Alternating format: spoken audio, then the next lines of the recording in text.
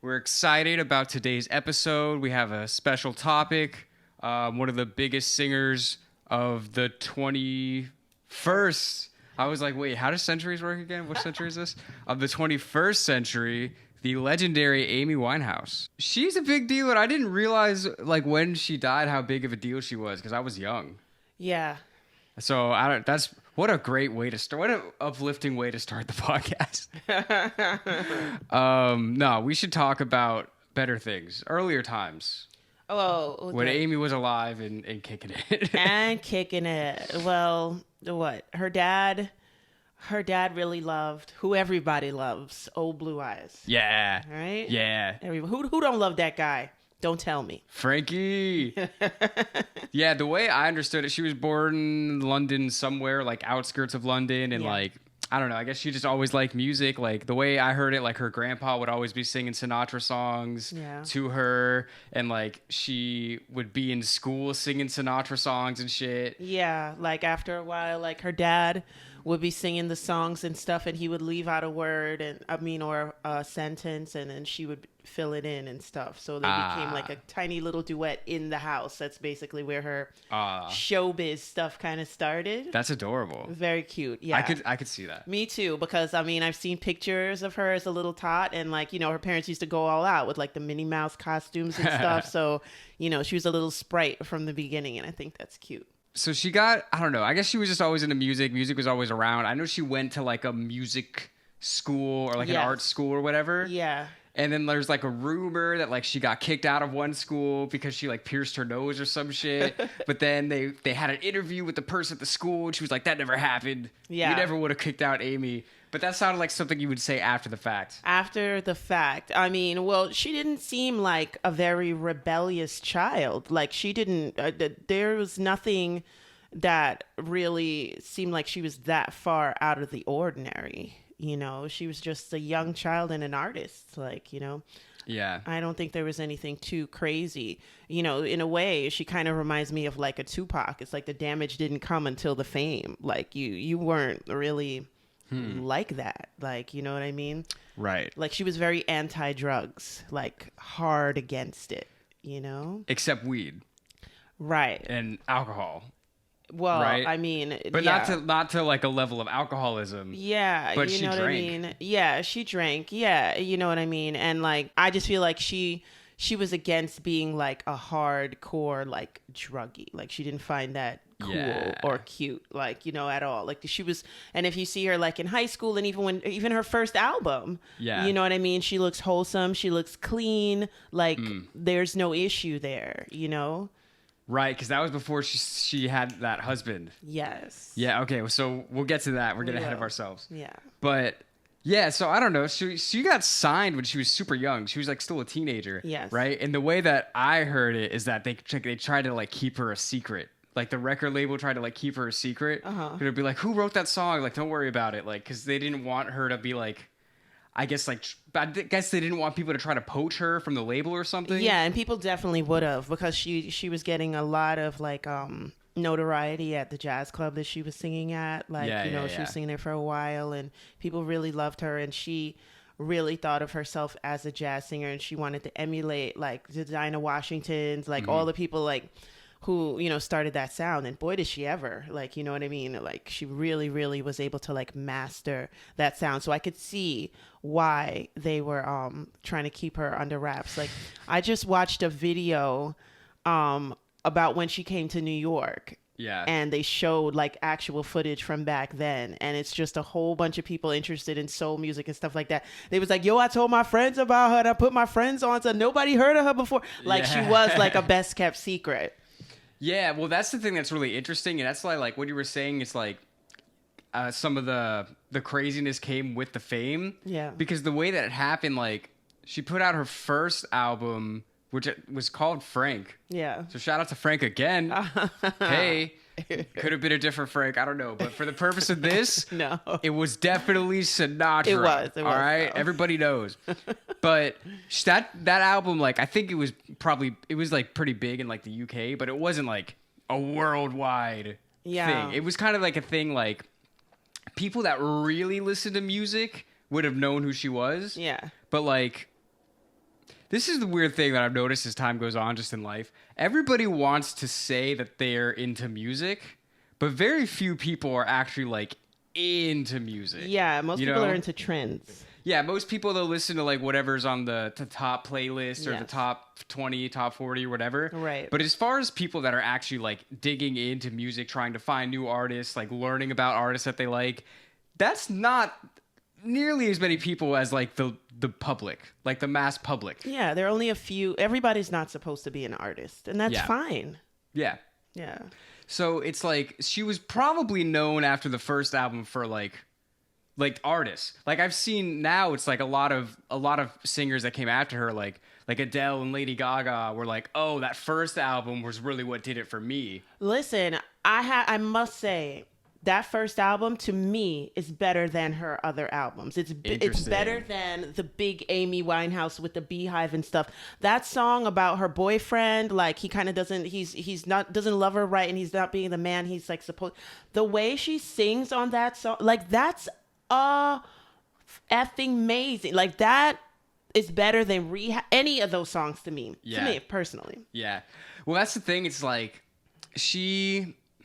we said this in one of our videos when we reacted to one of her songs. It's like she just has all of her feeling in her voice.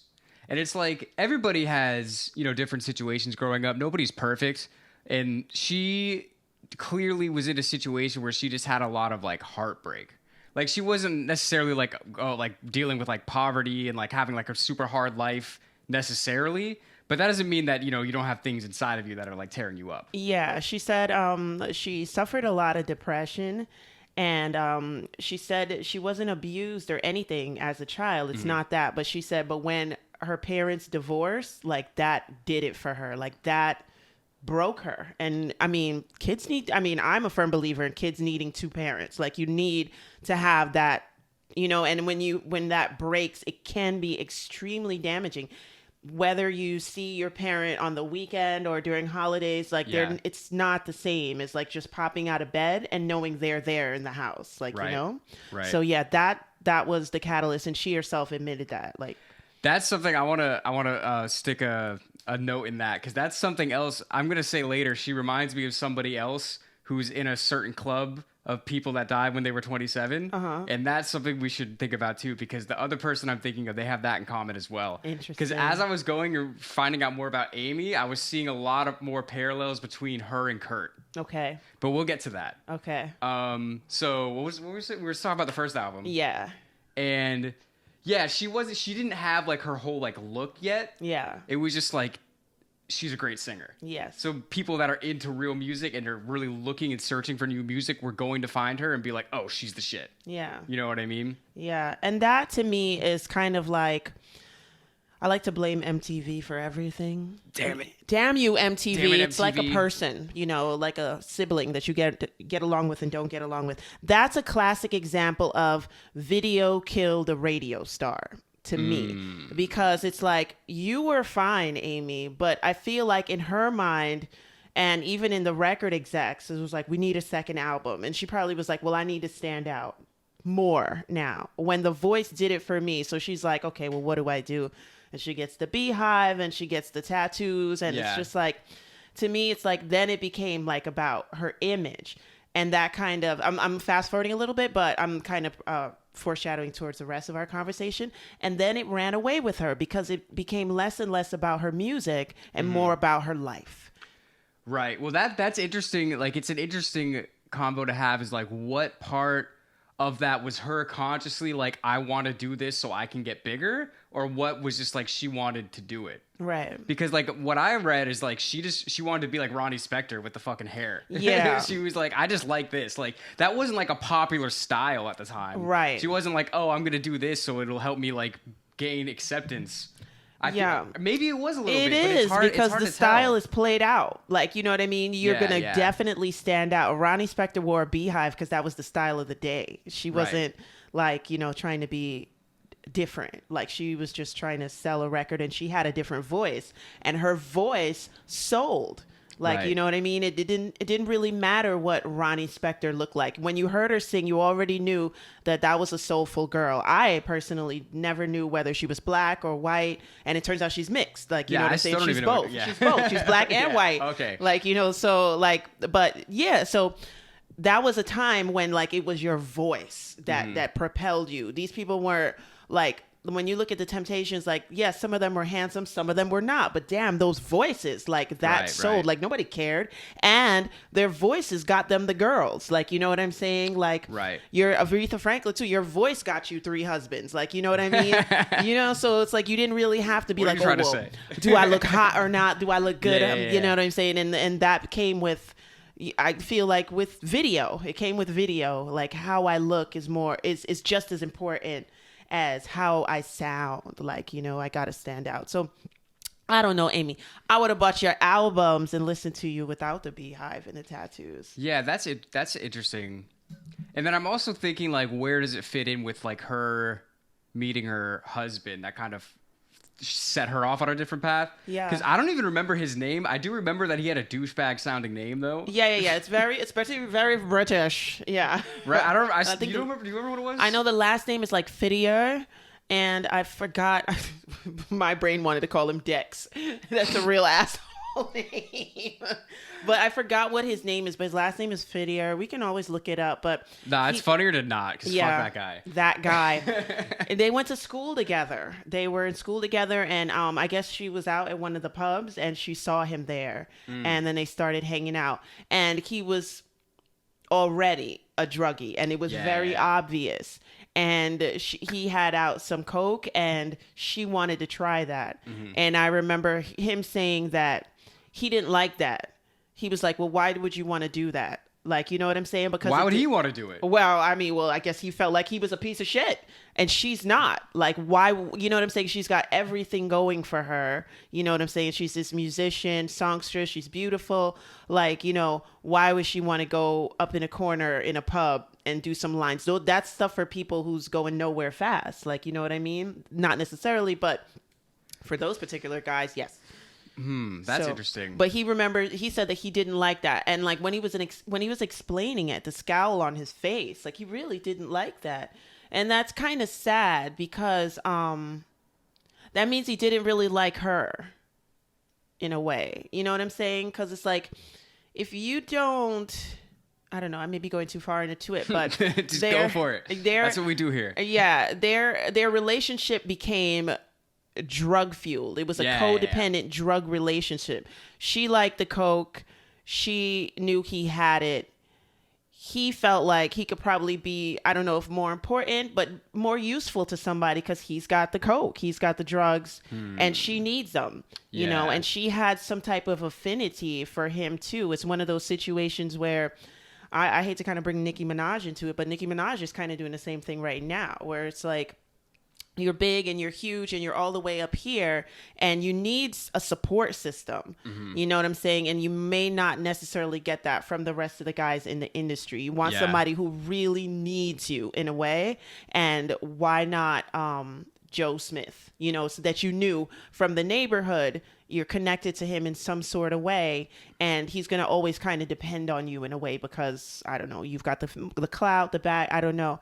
But, yeah, it's one of those situations where she kind of knew he would always need her, and she needs him, of course, because he's got the drugs. Well, what I'm trying to figure out is like where that fits into like her, like chronologically of like when like the second album comes out and like when her look starts changing. You know what I mean? Like I'm thinking like like all those things are probably kind of related, right? Yeah. Because basically the way that I understood is like she like with, you know, she smoked weed before, she would drink a little bit, but like you said, she was just not really into like drugs, like hard drugs. Right. And then when she met what's his name, douchebag guy.